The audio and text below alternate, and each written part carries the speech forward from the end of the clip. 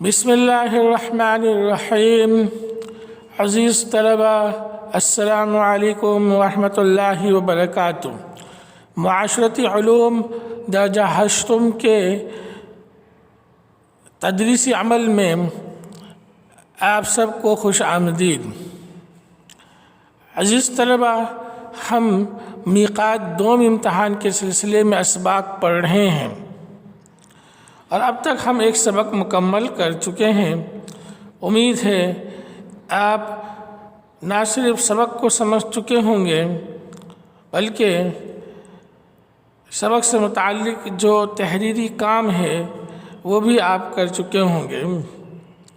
آپ سے التماس ہے، گزارش ہے کہ آپ سبق سے متعلق مختصر اور بیانیہ جوابات لازمی یاد کر لیں تاکہ ساتھ ساتھ ہم امتحان کی تیاری بھی کر لیں۔ عزیز طلبہ، آج ہم نیا سبق شروع کریں گے جو کہ سبق نمبر 7 ہے۔ آپ کی کتاب میں سبق نمبر 7 ہے، پاکستان کے ہمسایہ خطے۔ آپ کا یہ سبق صفحہ نمبر 47 سے شروع ہو رہا ہے۔ آپ کتاب کھول لیں اور سبق پر نظر رکھیں گے، تدریس کے دوران سبق پر نظر رکھیں گے، اہم نکات، اہم پوائنٹس کو ہائی لائٹ کریں گے، نوٹ کریں گے اور پھر انہیں بعد میں رف کاپی پر تحریر کر کے لازمی یاد کیا کریں تاکہ بہتر طور پر آپ سبق کو نہ صرف سمجھ سکیں بلکہ ذہن نشین بھی کر سکیں۔ عزیز طلبہ، آئیے سبق کا ہم آغاز کرتے ہیں۔ سبق کے عنوان سے جیسے کہ آپ دیکھ سکتے ہیں بہت واضح ہے کہ پاکستان کے ہم ہمسایہ ممالک کے بارے میں اس سبق میں پڑھیں گے اور پاکستان کے آس پاس جو علاقے خطے واقع ہیں ان سے متعلق ہم مختصراً مطالعہ کریں گے اور ان خطوں سے پاکستان کے تعلقات کا بھی جائزہ لیں گے۔ اسلامی جمہوریہ پاکستان یعنی ہمارا پیارا وطن جنوبی ایشیا میں واقع ہے۔ جنوبی ایشیا ایک اہم جغرافیائی اور سیاسی خطہ ہے۔ جنوبی ایشیا دراصل ایشیا کے جنوب میں واقع ممالک کو ملا کر ہم ایک جغرافیائی خطہ قرار دیتے ہیں۔ جنوبی ایشیا ایک اہم جغرافیائی اور سیاسی خطہ ہے۔ اس کی سرحدیں جنوب مغربی ایشیا، مشرقی وسطی، وسطی ایشیا، چین اور مشرقی ایشیا کے ساتھ ملتی ہیں۔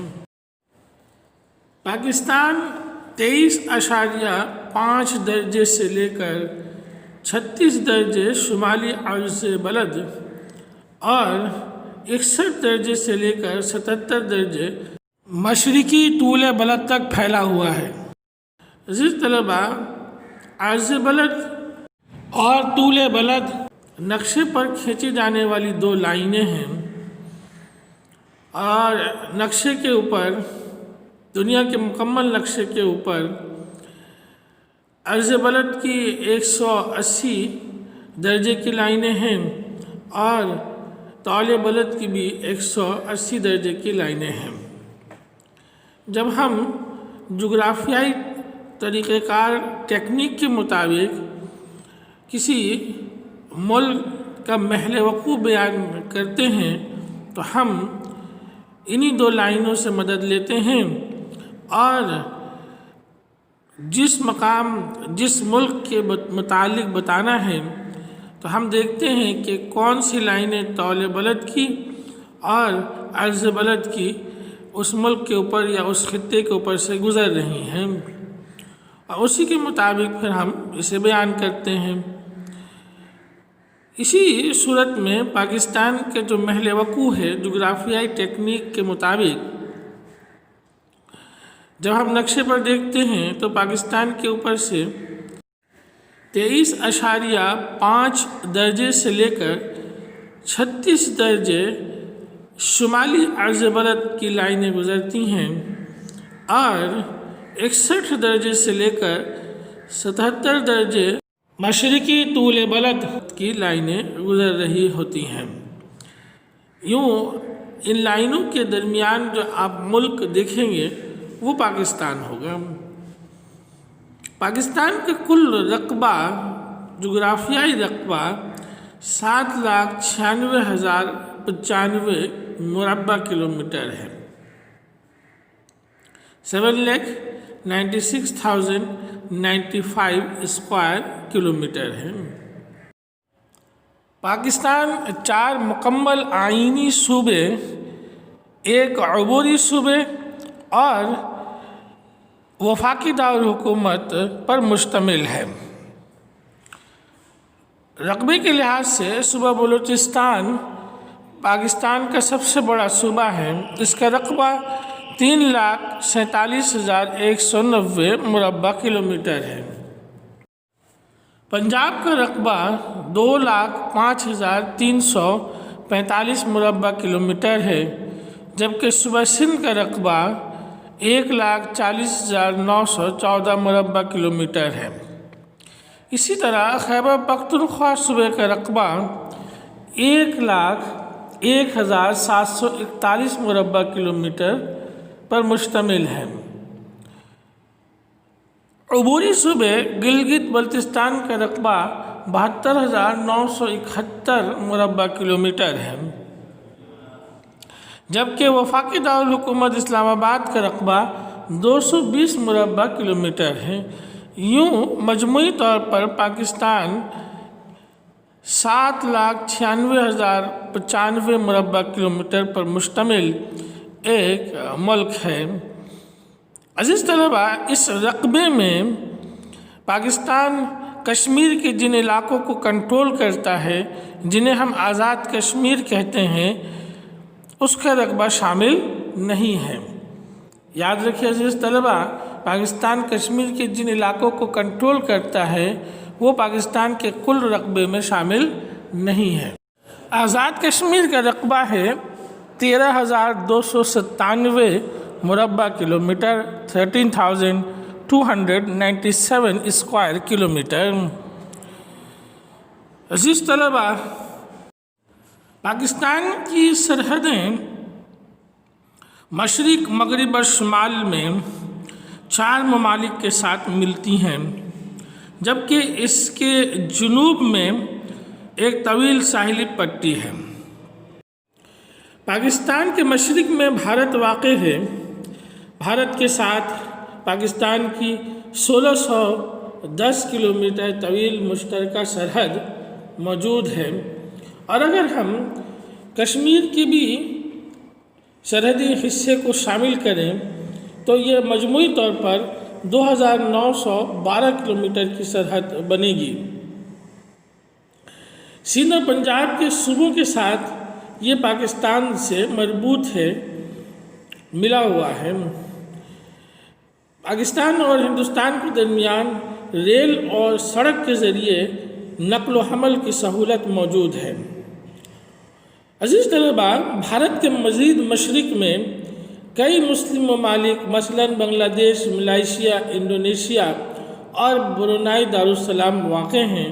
پاکستان ان ممالک کے ساتھ بہترین دوستانہ، مذہبی اور برادرانہ تعلقات رکھتا ہے۔ اسی طرح عزیز طلباء، پاکستان کے شمال میں چین واقع ہے۔ چین کے ساتھ پاکستان کی سرحد کی لمبائی 523 کلومیٹر کے لگ بھگ ہے۔ اور عزیز طلباء، شاہراہ قراقرم کے راستے پاکستان چین سے جڑا ہوا ہے۔ تاجکستان بھی پاکستان کے شمال میں واقع ہے۔ صرف افغانستان کی ایک چھوٹی سی پٹی جسے واخان کہتے ہیں، پاکستان کو تاجکستان سے جدا کرتی ہے۔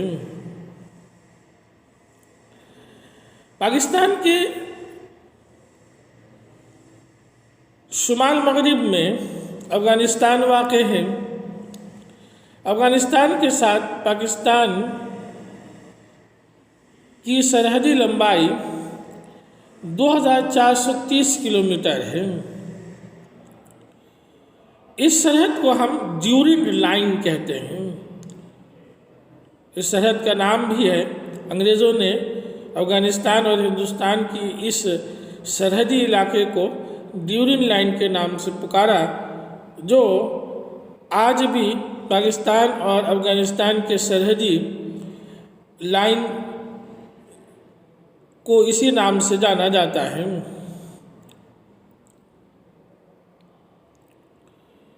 اسی طرح پاکستان کے جنوب مغرب میں ایران واقع ہے۔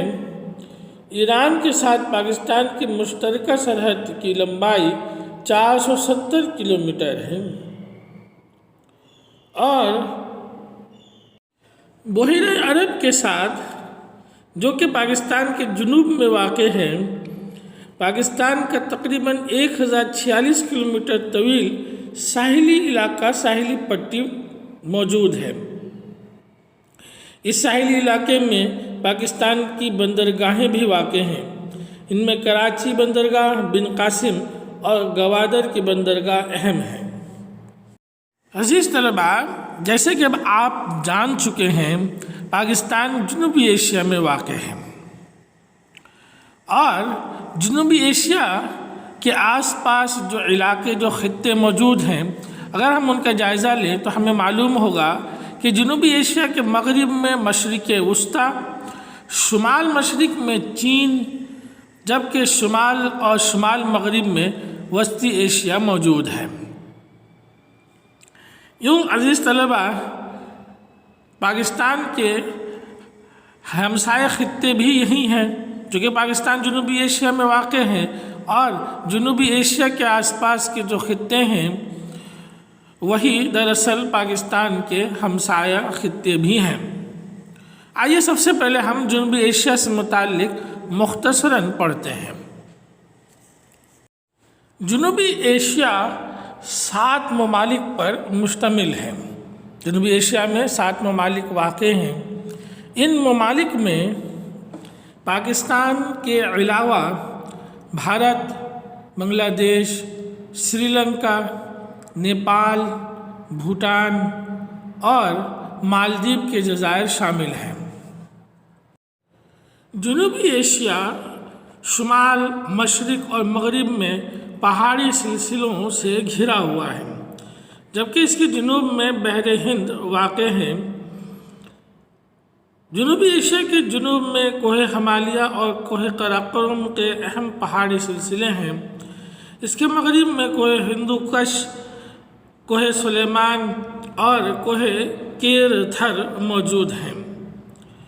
جنوبی ایشیا کے مشرق میں اراکان یوما کے پہاڑی سلسلے واقع ہیں۔ جنوبی ایشیا میں وسیع اور زرخیز میدان موجود ہیں۔ یہ میدان اس خطے کے شمال میں دریائے سندھ، دریائے گنگا، دریائے برہما پترا اور ان کے معاون دریاؤں کی بچھائی ہوئی زرخیز مٹی سے بنے ہیں۔ اس خطے کے اہم سطح مرتفع میں بلوچستان، پوٹھوہار، چھوٹا ناگپور، دکن اور آسام کی سطح مرتفع شامل ہیں۔ جنوبی ایشیا میں ایک گرم صحرا بھی ہے جسے راجستھان کہا جاتا ہے، جس کا کچھ حصہ پاکستان میں چولستان اور تھر کے نام سے جانا جاتا ہے۔ عزیز طلبہ، جنوبی ایشیا میں چونکہ بلند و بالا پہاڑی سلسلے واقع ہیں، تو اسی بنیاد پر ان پہاڑی سلسلوں پر بے شمار گلیشیئرز بھی موجود ہیں۔ ان میں سے دنیا کا سب سے بڑا گلیشیئر سیاچن گلیشیئر بھی واقع ہے۔ عزیز طلبہ، جنوبی ایشیا واضح طور پر دنیا کے ایک بہت بڑا زرعی خطہ ہے، یعنی اس خطے کے لوگوں کی آمدنی، روزی روزگار کا اہم ذریعہ زراعت ہے، کھیتی باڑی ہے، یا مال مویشی پالنا ہے، غلہ بانی ہے۔ اس خطے میں سب سے اہم معاشی سرگرمی زراعت ہے اور جنوبی ایشیا کے ہر ملک میں لوگوں کی اکثریت اسی پیشے سے منسلک ہے۔ اس کی وجہ یہاں کے وسیع اور زرخیز میدان ہے جو کہ یہاں واقع طویل دریاؤں کی لائی ہوئی مٹی سے وجود میں آئے ہیں، جیسے کہ ہم ابھی ذکر کر رہے تھے۔ عزیز طلباء، جنوبی ایشیا کی اہم فصلوں میں گندم، چاول، کپاس، گنا، پٹسن، جوار، باجرہ، چنا، تمباکو، چائے اور جو وغیرہ شامل ہیں۔ پھل اور سبزیاں بھی اس خطے میں بڑے پیمانے پر اگائے جاتے ہیں۔ عزیز طلباء، جنوبی ایشیا میں معدنیات بھی بکثرت پائی جاتی ہیں۔ معدنیات یہاں کی اہم دولت شمار ہوتی ہیں۔ معدنیات وہ قدرتی دولت ہیں عزیز طلباء جو زیر زمین دفن ہیں۔ زیر زمین، زمین کے اندر دفن وہ قدرتی دولت جنہیں استعمال میں لا کر ہم اپنے لیے بہترین ترقی کے راستے ہموار کرتے ہیں، اور بہت ساری اشیاء ہم معدنیات سے تیار کرتے ہیں۔ اللہ تعالیٰ نے جنوبی ایشیا کو بھرپور معدنی وسائل کی دولت سے نوازا ہے۔ یہ معدنی وسائل اس خطے کی تیز رفتار اقتصادی اور صنعتی ترقی کے فروغ میں بہت اہم کردار ادا کر رہے ہیں۔ جنوبی ایشیا کی اہم معدنیات میں کوئلہ، معدنی تیل، قدرتی گیس، چاندی، سونا اور معدنی نمک شامل ہیں۔ پاکستان میں بلوچستان اور پوٹوہار کے سطح مرتفع کے علاقے اور بھارت میں احمد آباد، ناگپور، کرناٹک، بنگال اور بہار کے علاقے معدنیات کے حوالے سے مشہور ہیں۔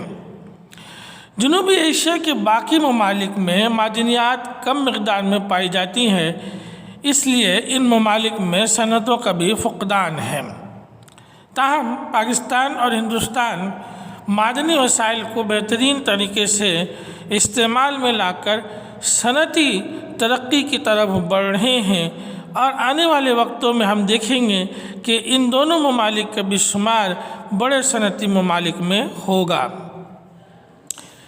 عزیز طلباء، آج کا ہمارا سبق یہیں تک۔ انشاءاللہ تعالی ہم اگلے سبق میں مزید اس سبق سے یعنی سبق نمبر 7 سے عنوانات کا مطالعہ کریں گے۔ آپ سب کا بہت بہت شکریہ کہ آپ سبق میں شامل رہے۔ اب آپ سے گزارش ہے کہ آپ آج کے پڑھائے گئے سبق میں سے جو اہم نکات ہیں، اہم معلومات ہیں، ان کو لازمی طور پر رف کاپی پر ترتیب وار تحریر کر کے یاد کر لیں، تاکہ جب معروضی سوالات، آبجیکٹو کوشچنس یا شارٹ کوشچن آنسر کرنے کی باری آئے تو آپ بہتر طور پر انہیں کر سکیں، اور اس صورت میں ہی آپ امتحان کی تیاری بھی دراصل کر رہے ہوں گے۔ عزیز طلباء، آپ سے یہ بھی گزارش ہے کہ اس سبق کو ایک دفعہ مکمل مطالعہ ضرور کریں، یعنی بلند خوانی ضرور کریں۔ انشاءاللہ تعالی اگلے سبق کے ساتھ پھر حاضر خدمت ہوں گے۔ السلام علیکم ورحمۃ اللہ وبرکاتہ۔